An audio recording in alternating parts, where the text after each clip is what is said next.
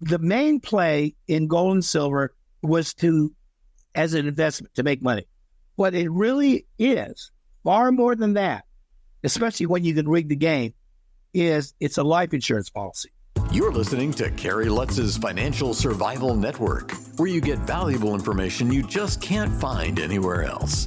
To thrive in today's trying times, you need the Financial Survival Network, now more than ever. Go to financialsurvivalnetwork.com and get your free newsletter and gift. Financial Survival Network, now more than ever. And welcome. You are listening to and watching the Financial Survival Network. I'm your host, Kerry Lutz. Well, our good friend Darryl Schoon is with us now. You find his work at drschoon, SCHOON.com.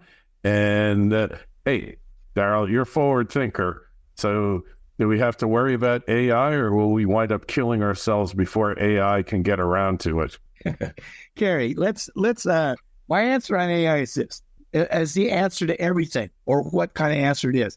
Let's dial back to the Middle Ages, all right? Like, let's say 1200, and we had some rudimentary form of AI then. If we asked AI, is the world flat? The answer would be yes. I mean, without a doubt. Yeah. Everybody's thought, from anybody who's written anything, and probably was in Latin, all right, is the world flat? The answer would unequivocally be yes. All right? So that's my thought. I mean, it's like, I am sure, Kerry. I mean, one of my sayings is, what you don't understand is explained by what you don't know. All right? Which is true. All right? What you don't understand is explained by what you don't know. So if there's more information, then it's probably in that information. Well, the idea that AI is going to go through that information and find what's true or not is only dependent on whether it is the prevailing thought form of the moment. Mm-hmm.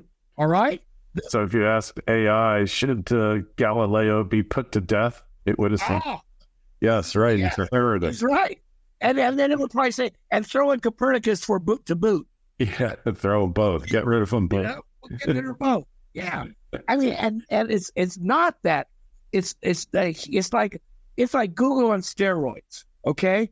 And and my thought is, sure, it has application, but the truth is, it's not more information that's our problem. I mean, we're drowning in it. Yeah. Okay.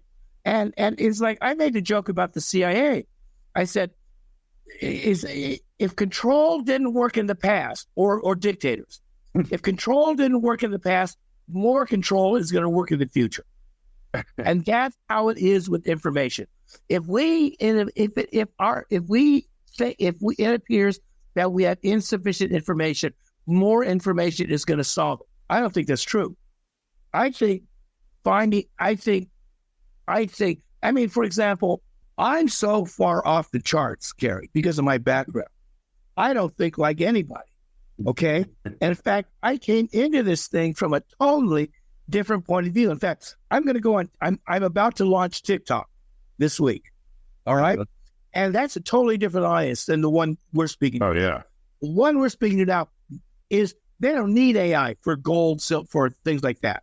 All right. I mean, everybody's on the same page, basically. We differ as to what's going to happen or when, but we're on the same page. TikTok, totally different audience, totally different approach. And so what I realized was I came at it a different way, but I think it has pertinence for what we're talking about today. In 2007, when I wrote my book, Time of the Vulture, all right, I predicted a severe economic crisis was going to happen, followed by a catastrophic collapse in the economy. That was in 2007. In 2008, in September, the crisis happened. Bear Stearns went down, AIG went down. The whole thing started going down, all right? So the crisis happened, but the complete economic collapse didn't. Why? Because in 2009, the central banks did something they'd never done before, called quantitative easing, all right? Now, my metaphor for TikTok is the economy is like a toilet. Jiggling the handle no longer works. Okay? Yeah. I mean, I had to shift to TikTok. All right? So I came up with that. All right? And what I said was, in 2008, they were jiggling it, and it didn't work. How about so what they the handle on the economic toilet is broken. It's broken. Yeah, holy shit. All right. And you jiggle. So what happened is, because I realized that in 4 months, we're in trouble. So what they did in January 2009 is they began doing something they'd never done before, quantitative easing. And my metaphor is, what they did was they put a water hose in the toilet tank. All right? Why? Because when they took gold and silver out of money, it had no value. And what it merely became was circulating credit and debt. Okay, circulating, spinning around. Okay? And what happens is, when debts default, which is what happens in a speculative crash, like the subprime crash or the dot-com crash, when you have a severe crash, a speculative crash, debts can't be repaid. Everybody's on the come. You can't make good. I mean, bets start calling in. Money, what we call money, disappears. All right? Because it's not really money as we knew it then. All right? It's circulating credit and debt. And so when it's no longer circulating, what we think is money appears to disappear. It's not there anymore. All right? So that's what they started doing in 2009. In 2000, and every time after that, because the boys who control the game, in fact, I thought about the game of the banker's game, capitalism, and because we could talk about skin in the game, it came to me this week, Kerry. It is a game. It's the banker's game, and it's our skin. The bankers are playing. It's our collector deposits, savers deposits, that go into a bank that allows the banks to leverage to make 10 times to 12 times the amount of loans on that and loan it back to us at quadruple the interest rate based on the loans that they're giving us for our CD or our you know what it's like? It's like as if the casino was actually gambling at their own casino with all the money they won, right? It's from us, yes. And that's what it is. So the house no longer is the house. No, it's true. So what happens is, in 2009, they had to put a garden hose in the water tank just to keep the toilet flushing. All right, because people would notice. Holy shit! I'll work it. So and they know this isn't right because it's when you start because when they liquefated, when they put more money in, what that means is they're putting more credit into the system. All right. And the consequence of credit is debt. It goes in as credit and immediately becomes debt. So they knew the longer that hose was in the tank with extreme amounts with the water pressure way up, that's not good for the toilet. Over time, that it's a balance between credit and debt. Yeah. And so every time, and so what happened with the water hose in the toilet tank, stocks started going up again. Prices going up. Oh, so everybody who was in finances got richer. Why? Because they are closest to the water hose. Everybody downstream, retirees, workers, you don't get no leverage. You don't even have access to it. Yeah. All right? I mean, but the boys at the front, and they get access, they can jiggle with it. So, but what they tried to do over the next, decade, they tried to take the hose out of the tank because they knew it wasn't good. Every time they did that, Kerry, the stock market went down. All right? And they got blowback. So they put it back in. All right? Because every time they tried to take it out, 2016, they tried to make it move. Boom. Didn't work. Stick it back in. All right? But they knew they had to normalize it. But this became impossible at 220 when COVID hit. COVID froze economic. Not only froze, it contracted all around the world. The average contraction of global credit and debt economy was 47%. All right? That meant debts were not going to get paid. It was going to collapse. So what they did was, instead of the garden hose with water, they had to put a fire hose in. Fire hose, yeah. Fire hose. Sure. Boom. Fire hose. All right? boom, because COVID money just totally disappeared. So to keep it circulating, they had a fire hose in it. And what happened was this. Those at the front of the line, that fit financial community, they got really rich. I mean, really. The houses went up by an average of 47%. So if you owned a home, your house, your stock portfolio, everything you had, you're so stinking rich, man. You never had it so good. Okay? But because you had asset inflation, they had so much money poured into it. This time, it just didn't cause asset inflation. It caused general inflation. The price rise of necessities went up. So the boys at the front of the line were richer than ever, and the ones who were at the back of the line, they could no longer afford rent or groceries. Yeah. And that's where we are today. All right? And when they couldn't afford rent or groceries, that meant that the Fed had to slow the rate of the hose. Okay? What happened? Stocks went down. Boom. And the stock boys go, wow, this is good for us. Because if it goes down, keeps going down, it's going to affect the general economy, and they're going to have to turn the fire hose back on.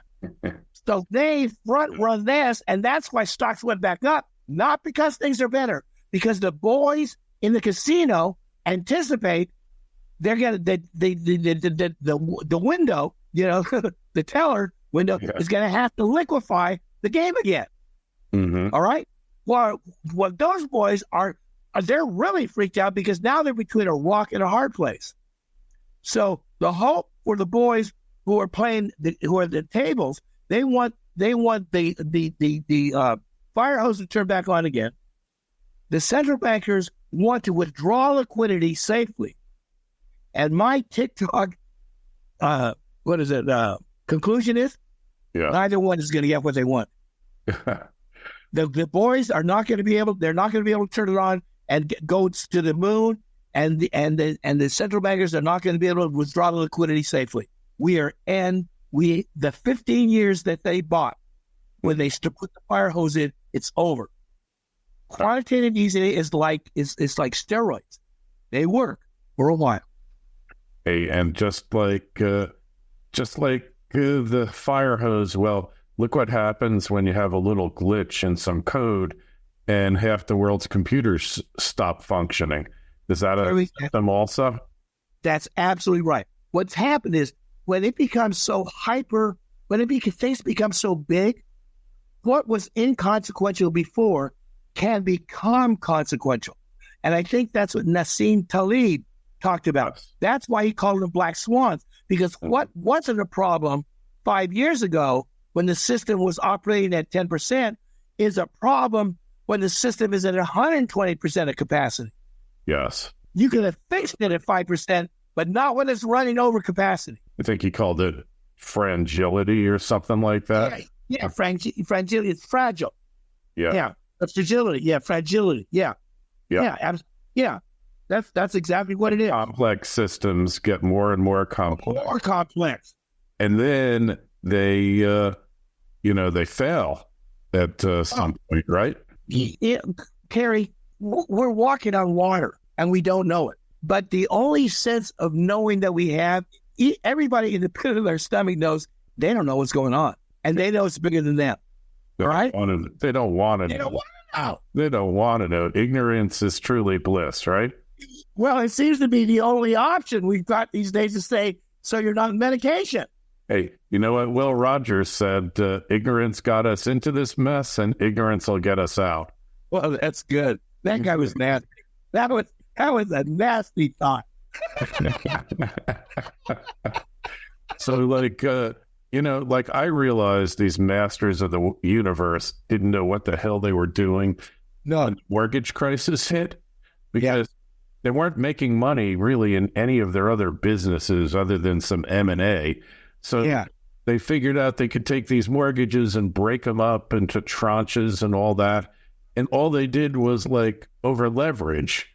And, having been in the credit space for my whole adult life, it was to me, an emperor has no clothes moment that these guys don't know anything, because all they did was leverage up already leveraged products that were, inherently worthless, a lot of them.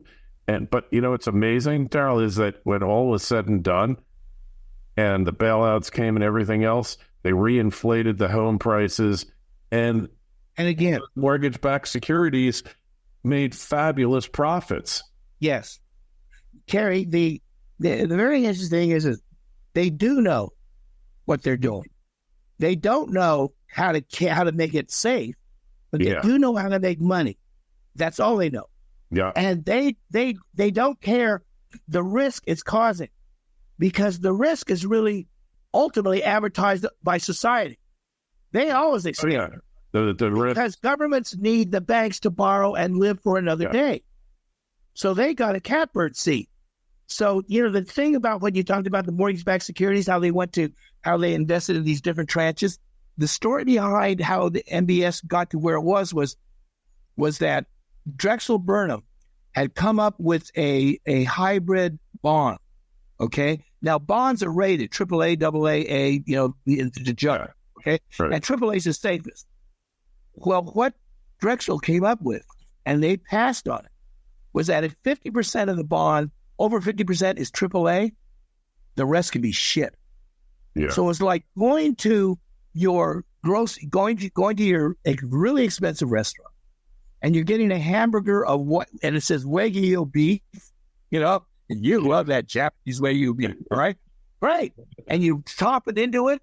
But what they've done is, because they needed to make more money, is that you didn't know that the restaurant was allowed to put 45% canner grade in that meat. Right? And you noticed it was a little off. Right. Not a little last time, but the price was the same. And that's where the deal came. This is an inside job. Right. Because the boys who control the game, their purpose is to keep the game going. And they're flying by the seat of their pants, Gary. That's it. Oh, you got it. They're flying by the seat of their pants. Hey, I'm surprised there are as many states debt who's rated AAA or better. Well, I guess you can't get much better as there are. Like Florida, you would think, but Georgia and Minnesota, Iowa, well, they're conservative, Iowa and Indiana. Just amazing. But then like Kentucky is like in the toilet, and Illinois is the worst. Yeah. Illinois is the worst of the worst. Yeah. The reason,